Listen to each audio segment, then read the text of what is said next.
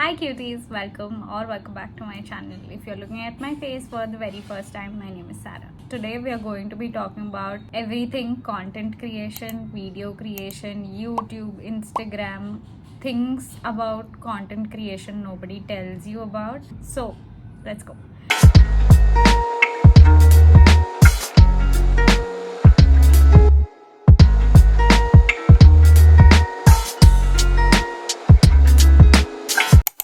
It's Diwali, so if you hear any cracker sounds, so please bear with me for this one. I've joined YouTube in the month of May last year, 2023, and everything I have learned, all the experiences I've had, all the challenges I had, all the emotions I felt during this time. We are going to be talking about all of this. Some tips if you're a new creator, that too. We are going to be diving in deep in all these topics. The very first thing I felt like, I think in the start everything feels like it's a big deal, but the start is the best time you can focus on. I made my channel in May, and the first video I posted was some short, and it was 2-3 days after I created my channel, and I didn't tell anybody nor I made a big deal out of it. I was just trying to test the waters in the first time, and the one of the shots got 12k views. It was just like an unboxing video, unboxing Nika haul kind of a video. That time I felt like algorithm was pushing my videos. That is the time I had to take leverage of. That is the time I had to use the most to create more consistently. That is where I feel like I have lagged. I feel like that was the time I could have used to the best of my ability, but I did not end up doing that because I was very self-critical. So it'll take you a little longer to just get out of your bubble, and once you keep doing it, it just gets very normal to you, and you become very normal on camera also, and it becomes very normal to you. So just when you're starting out, I would say block out everything that anybody has to say, block out all your thoughts about what people will think, and just consistently create. Just keep that in mind to use the start to the best of your ability. I think that is a mistake I have done. Like, if you start posting from the get-go, it gets you a better kind of a reach. The next thing I feel, the process of planning, the process of executing, the process of editing it by itself. And sometimes when you put in so much effort, the video doesn't get what you feel like it deserves. Like, you put in so much effort, you put in so many days of edit, takes longer than one can realize, right? So yeah, sometimes it's very disheartening, and you will feel disheartened at many points of time. Either the edit doesn't turn out the way you want to, or the end result doesn't turn out the way you want to, but just use it to understand why it went wrong and maybe do better next time. But be prepared that some videos are not going to turn out the way you expected, either in terms of results or in terms of the reach or in terms of the output or something else.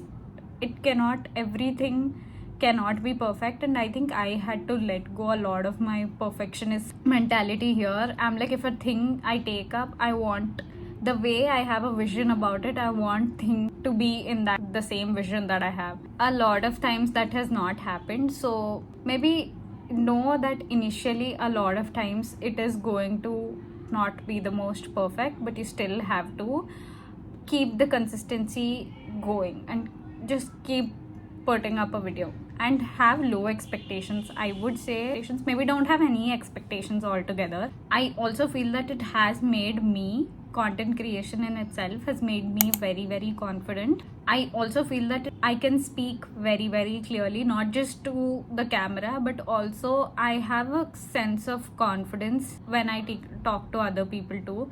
Like, I have that confidence, and not just that, I've gotten very comfortable with not putting a filter on camera. Like, it is what it is. This is my life, and even if it is not having the most perfect aesthetic angles or not having the most perfect aesthetic looking video, I will still post it because this is the reality and this is how it will be. That is a confidence I have in myself too now. I'm very confident on camera, I'm very confident in pictures. I think that over time it has also improved because of content creation. So that is a big credit I have to give to content creation. Another feeling you might have in this process is you putting a video and somebody else is putting the same video, but their video is going to say get better reach than you. Sometimes it's luck, sometimes it's, you never know, you might be putting in 100 times more effort and more hard work, but their video is going to be pushed. Not that they're not putting the effort, but it could be the same video but it gets two different reaches. So you need to understand that if your video is good, if not today, or some other day, it'll get the reach that it deserves. So when you get disheartened, maybe remind yourself this, that it is a game of luck also. It can be good to some people can get a very good growth very instantly. Some people it might take a lot of hustle, so that's okay. Another tip you can consider, another lesson I've learned you can consider is, if you film a video, don't take forever to edit it, or don't hold it in your phone or your camera or whatever. Get on the edit, like just get to the edit. You start the edit, you almost instantly get motivated to edit it. But if you keep it in your phone or in your camera, it is going to be there forever, and after a point you will lose motivation to edit that video too, because you're like, it's, the time is gone, right? Like the you don't have that kind of mindset and like that kind of interest in that video anymore. So I would suggest, whenever you film something, just get to at least basic editing, so you are kind of invested in the process of editing that video also, so you will eventually get to posting it. So I would suggest instantly start editing, or whenever you get time, don't delay the process of editing the video, then it will just stay in your phone and go nowhere. Another suggestion I would give new YouTubers or people who are just wanting to start out, you don't need the most perfect equipment, okay? You need proper lighting, a good phone. So but it doesn't mean you're not going to start till the moment you have an iPhone, or till the moment you don't have so and so equipment. It's okay. Right now too, if I show you the setup I have, I'm not put it on a tripod. I've stacked my books and I've put it. So I have a tripod, but essentially I don't use it that much. So you don't need a lot of stuff. You don't need a mic. If you are in a room, just a closed room, it works fine. Turn off the fan and you'll be fine. People can hear you very clearly. And that's it. You need the basic minimum things. You don't need fancy equipment. Any phone is fine. If you're starting, just start with any phone and then you can upgrade. Actually, this phone that I have iPhone 13. I told myself that if I'm buying this phone, I got a job and then I bought my phone. I told myself, if you're buying a phone, you are creating a YouTube video, you are making a YouTube channel. That's it. Like, that's the only justification I could give. If I'm spending that kind of money, it should be for a specific purpose. So yeah, so I have over the time invested in this phone that I have to get it, and over time maybe I would invest in a camera or something. But for now, whatever you're starting, just start with it. Another thing is, your outputs are not going to be the best some days, and you have to be in peace with it and just get up the next day and still be able to put in the same kind of energy for another video, because it is going to be demotivating. I've had so many days where I'm like, I've put in so much effort into this video, it is just not turned out the way I wanted to, and I've had breakdowns also. I call my friends, I cry, and I do everything, but that's okay. That is part of the process. Journey is important, so enjoy the journey. It's okay. Not every video of yours is going to be perfect. You still have to post an imperfect video. Another thing is, there is no instant gratification on YouTube, and when you're doing YouTube, it is going to be a slow process. It is a time taking process for some people. Could be on either side of the boat. You could be like really be hitting the numbers, and you could also be on a side where you're hustling every day, where you're like, I have to do this. But that's also part of the journey which you have to enjoy. You're getting to a place where you want to go with so much of willpower and so much of consistency. So that's a journey I've realized I have to enjoy. When I'm making a video, I make sure to enjoy the video, and I hope that translates through the video too. Another thing I've realized is, maybe I was not this checking my phone all the time before I was a creator. Now I keep a video and I see, oh, what are the results? What are the results? Okay, this is going well or this is not going well. You have to detach from that for your mental peace. Okay, for your own mental peace, you have to detach from all of it. Till the time you put the video, it's your responsibility, your art, right? After that, it's not yours, it's people's, and what it has in store for that video, it will turn out that way, or me creating the video will not have a say in it. So that also, knowing that helps a lot. From a viewer perspective, you might feel like, oh wow, everything is perfect. Suppose I'm making a fashion video, oh my god, she has so many clothes. But on the back end, there is so much happening. Everybody tries to show a sunny side. I have also maybe shown a very good side of however I could. I try to keep things real, but it's not like I'm going to put everything very raw and real. Like, there is some kind of a if certain thing is not proper or there's a lot of shabbiness in my background, I will clear it out, right? I will either put it in an angle where you don't see it. You see the shabbiness over here, it's not like you can see it, but there is. So everything is kind of, don't get into an idea that as a viewer this person's life is very perfect, because it's not. And a lot of people hide a lot of things. Maybe I would have also, I'm not saying everybody has, but not everything you see on the internet is real, and not every person telling you that this particular thing is this way, it might not be that way. So a lot of sugar coating or a fancy way of showing it happens. So don't take it in a way that everybody's life on the internet is perfect. Another thing is, either on Instagram, on YouTube, it has become a thing where you have to post one video every single day, and that's where the reach comes from. And honestly, I don't know how I feel about this, because I'm like, okay, to get relevant or to get your video to a certain reach, you have to do it. But I also feel like that then takes away from the creative perspectives. I have a full-time job, and when I have to make a video every single day, that means I have to spare a chunk of at least 2-3 hours to film every single day, which then leads to me not having a very perfect video the way I want to have it. You're creating quantity, but what about the quality of what you're creating? So that's a dilemma I have on a daily basis, but abhi karna hai to we have to, there is no option. Coming to Instagram I feel like is running majorly on relatability.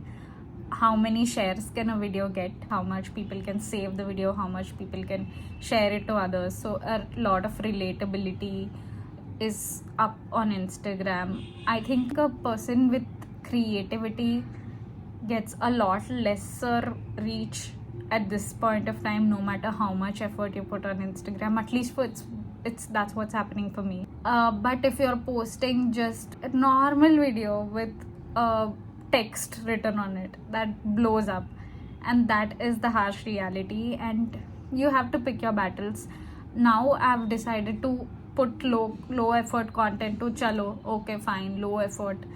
On some days if you put, it's fine, but that is what is working on Instagram. So I don't know how I feel about it, but that's the truth. And also another thing is regional content. If you speak a certain language, Telugu, Marathi, Hindi, all these, they tend to get more reach, and your videos are in English.